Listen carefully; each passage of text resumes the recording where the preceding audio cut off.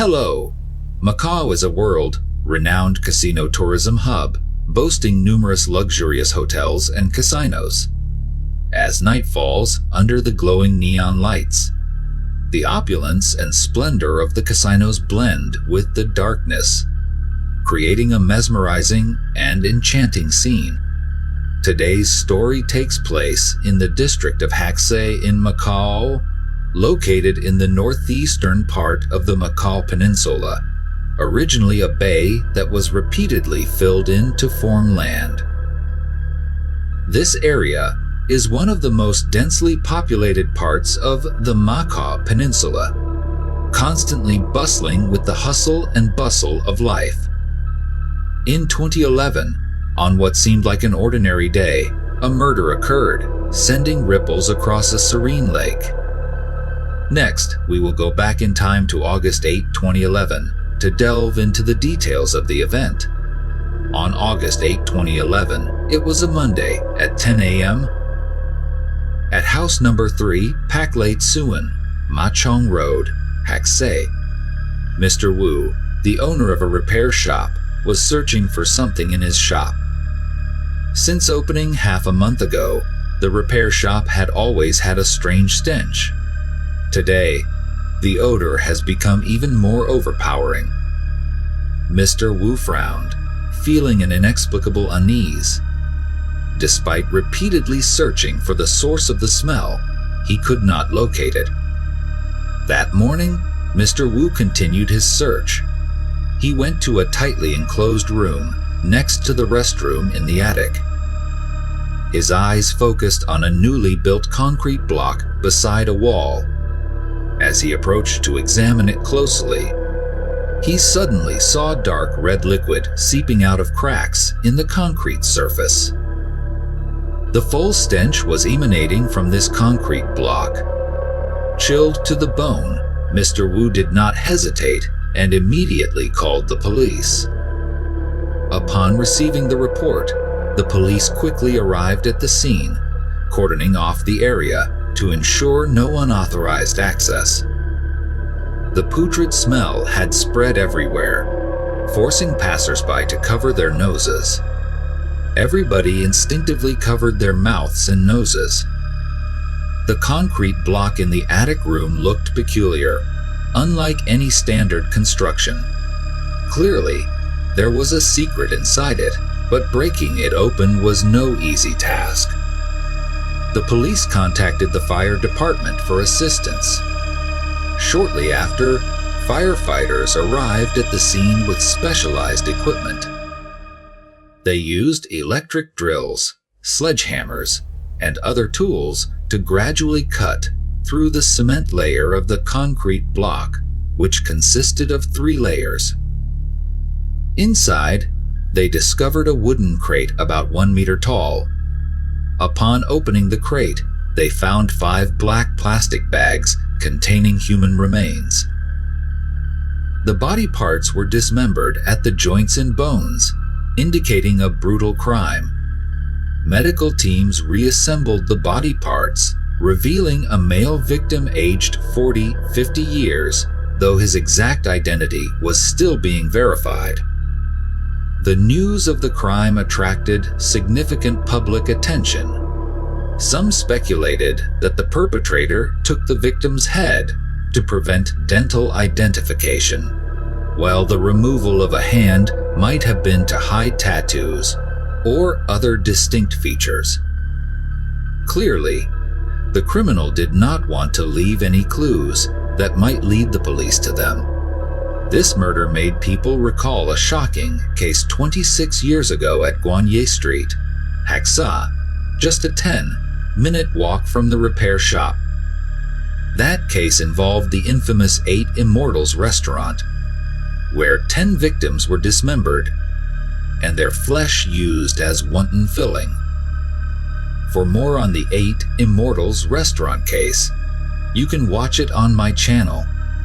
26 years later, another heinous dismemberment case occurred in the same area. Investigators made frequent visits to the scene to gather evidence. both the chief of the Economic and Gambling Crime Investigation Bureau and the chief of the Organized Crime Bureau visited the scene to oversee the investigation, striving to uncover the truth as soon as possible. Since the victim had been dead for too long, an accurate time of death could not be determined. Forensics estimated the victim had been dead for about 6 months. The cause of death remained unknown. The body was heavily decomposed, with some tissues liquefied or semi-liquefied. The corpse had degraded to a mushy state, teeming with bacteria. Almost all enzymes in the body had broken down, leaving no DNA to test. Forensics warned that little might be recoverable from the remains. They could only hope some skeletal fragments might yield clues. At the time, Macau's criminal investigation resources were limited, with only 2 forensic experts handling this severe case, which had garnered substantial public attention. They were aware of the heavy responsibility and put all their efforts into finding clues. At the same time, the investigators thoroughly reviewed the missing person registration information in Macau, hoping to find clues from there. After 3 days of relentless efforts, the forensic team successfully extracted DNA from the remains and compared with the DNA database of missing persons in Hac Sa. The victim's identity was confirmed as Tai Quoc Min, who had been missing for half a year.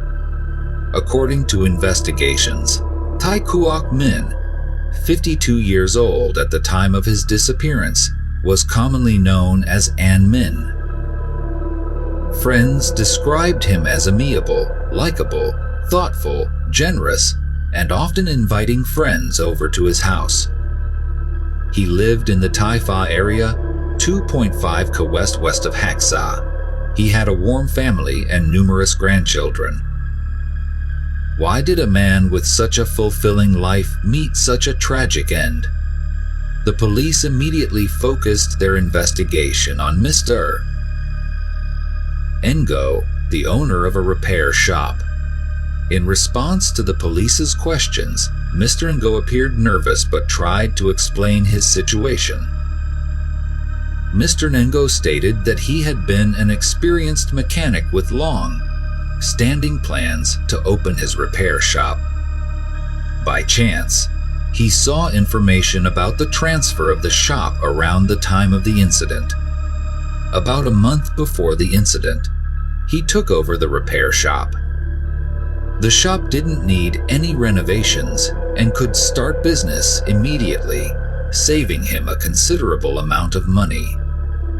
The previous owners seemed to be in a hurry and sold the shop to him at a reasonable price, which Mr. Ngo considered a great deal. During this time, he gradually built good relationships with the local vendors. The shop was in a prime location in a bustling residential area, making the car repair business very prosperous. However, something puzzled him. The structure of the shop seemed slightly different from the blueprints. In the paint room next to the attic bathroom, there was an unusual concrete block. Additionally, there was always an unpleasant odor in the shop. To address this issue, he called plumbers multiple times to inspect the plumbing system. They searched every corner of the shop but found nothing unusual. Mr. Wang, the helpful and knowledgeable neighbor who owned the adjacent grocery store, also helped Mr. Ngo look for the source of the smell, but to no avail. Unexpectedly, the body was found within that concrete block. Mr. Ngo explained that he didn't initially suspect the concrete block, as he had just moved to the shop and wasn't familiar with its layout. Moreover, the block was in a concealed location next to the plumbing, Mr. Wang had told him that the drainage system in the area occasionally emitted bad odors. Additionally, the constant smell of grease in the repair shop made it easy to overlook other odors. The police investigated Mr. Nungo's whereabouts from 6 months to a year prior. All his activities had evidence and reasonable explanations. Mr. Ngo lacked the means and motive to commit the crime, so he was removed from suspicion. The police then turned their suspicion to Mr. Wang, the adjacent grocery store owner. Mr. Wang had a close relationship with Mr. Ngo, frequently visited the repair shop, and was familiar with its layout. However, after investigation, Mr. Wang had no motive for the crime and did not know the victim. After reviewing Mr. Wang's movements and relationships, the police also ruled him out as a suspect. During the investigation, a police officer accidentally discovered an unusual detail. The paint room with the concrete block was quite small, but had 2 air conditioners installed, one of which was brand new. This was highly suspicious. The police speculated that the perpetrator installed the air conditioners to slow the body's decomposition. The longer it took to be discovered, the more time the perpetrator had to escape. This clue opened a new direction for the investigation. Upon investigation, it was found that the concrete block in the paint room and the 2 air conditioners were installed by the shop's previous owner. His surname was Tang, commonly called A Huy. His real name was A Mock, but he changed it to A Huy because he thought the original name sounded too rustic. He was a notorious gangster and a henchman for Bangle Yako, a crime lord. A Huy's background led the police to believe that the case might be connected to complex gangland disputes. Bangle Yaku was the nickname of Dat Kuk Ku, the notorious 14K gang leader in Macau. His reputation was widespread in the criminal underworld, wielding significant power, with operations covering the entirety of Macau and even reaching abroad. A Huy had been a cold-blooded hoodlum under Bangle Yaku's command. Thanks to his reckless nature and exceptional combat skills, he achieved numerous illustrious feats and was subsequently selected for the action team as a sharpshooter. A Huy took on the role of a pioneer in the battlefields, with dozens of followers at one point. A Huy built a formidable reputation in the underworld, earning both respect and fear from many. Those who knew A Huy well often remarked that he was a cocky individual who aimed to win in every action he undertook. After each mission, he would boast about how he subdued his opponents, sometimes even reenacting the savage scenes with a cleaver. This earned him the nickname Crazy A Huy. However, after the gang was busted, his former comrades gradually withdrew from the underworld. Losing his strong support, A Huy shifted to opening an auto repair shop. Although appearing reformed on the surface, A Huy continued to secretly engage in illegal activities. He often summoned his old subordinates to the shop to gamble, turning it into a den for carrying out shady deals. His blatant actions caused considerable frustration among the local residents, but they dared not speak up. His gang had a close relationship with Tai Quoc Min. They went through numerous trials together in the past, forging a deep friendship. A local resident revealed that Mr. Min and A Huy were not only good friends, but also sworn brothers and business partners. It was unexpected that they would eventually turn against each other. one becoming a brutal victim and the other disappearing suddenly. Tai Quoc Min was also no ordinary figure. He joined the gang in 1998, a senior to A Huy. Within the gang, Mr. Min had the role of a recruiter, primarily tasked with attracting gamblers to the casinos to earn commissions. This job was no simple task. Besides excellent communication skills, a recruiter needed to be astute and observant to quickly identify potential targets in the crowd. Tai Quoc Min excelled at this, earning a significant position and influence within the gang.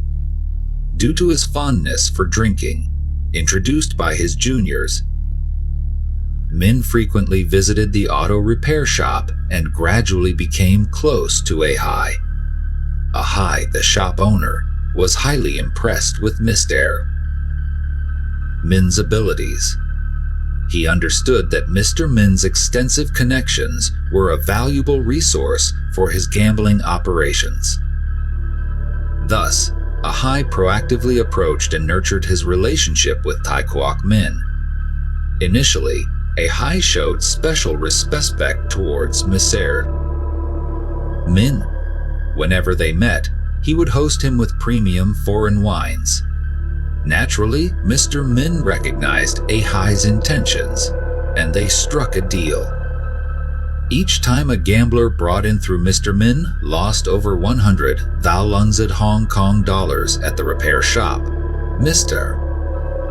Min would receive about 15% of the losses. This was a mutually beneficial agreement. Thanks to Mr. Min's assistance, A Huy's business thrived.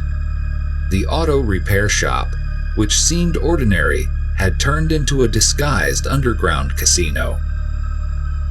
Every night, the back door of the shop would quietly open, welcoming gamblers eager for a chance.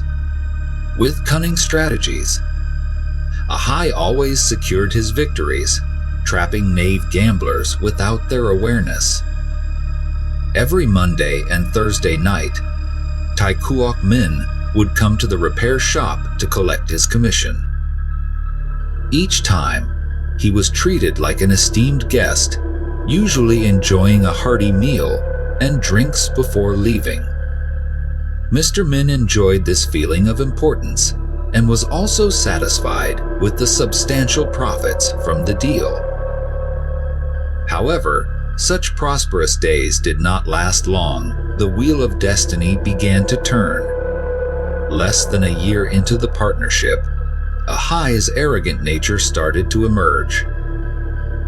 He began showing rudeness to Tai Quoc Min, even insulting him as a slacker in front of his juniors, claiming that all the money Mr. Min earned was due to him, completely disregarding Mr. Min's efforts. Tai Quoc Min, over 20 years senior to A Huy, felt deeply humiliated by his junior's insults. Their relationship shifted from close friends to mere business partners. The old friendship and trust faded away. By the end of 2010, an event further deteriorated their relationship. A Huy wanted to focus on the auto repair business to accumulate wealth. Yet, he could not resist the allure of gambling. Gradually, he sank into the quicksand of gambling, unable to extricate himself. One day, feeling exuberant, A Huy invited Tai Quoc Min to a nearby casino to test their luck. Mr. Min hesitated somewhat, but under A Huy's persuasion, he agreed to go along. Unexpectedly, A Huy had an extraordinary streak of luck. Within a few days, he had won nearly $10 million. The immense amount of money falling from the sky made both of them wide-eyed. For the next 2 weeks, A Huy clung to the casino daily, hoping his luck would continue. But the wheel of fate turned, and not only did A Huy fail to win any more, but he also lost all the money he had previously won. To recover, A Huy borrowed more than $2 million from Thai Quoc Minh, only to lose it all again. In less than a month, A Huy experienced the bitter highs and lows of fortune. He became dispirited, withdrawn, and quiet. Desperately trying to repay his enormous debt, he even embezzled money from his subordinates' wages. Seeing A Hui's decline, his comrades abandoned him one by one. Thai Quoc Minh, noticing that A Huy no longer retained his former glory, also changed his attitude. He continually visited the auto repair shop to demand the debt, growing increasingly severe in demeanor. Each visit from Mr. Minh put enormous pressure on A Huy. There was even an occasion when Mr. Minh pointed directly at A Hui's face and scolded him in front of a crowd, making the situation highly uncomfortable. On January 17, 2011, Thai Quoc Minh once again came to the auto repair shop to demand repayment.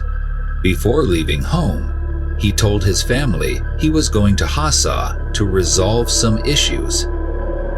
His family was unaware of any misfortune looming. Little did they know that would be the last time they saw him. Day after day, Thai Quoc Minh vanished as if he had never existed. His family was on tenterhooks, searching everywhere for him. They sought out the taxi driver who had taken Mr. Minh on the day of his disappearance, but the driver, ferrying too many passengers daily, couldn't remember his face.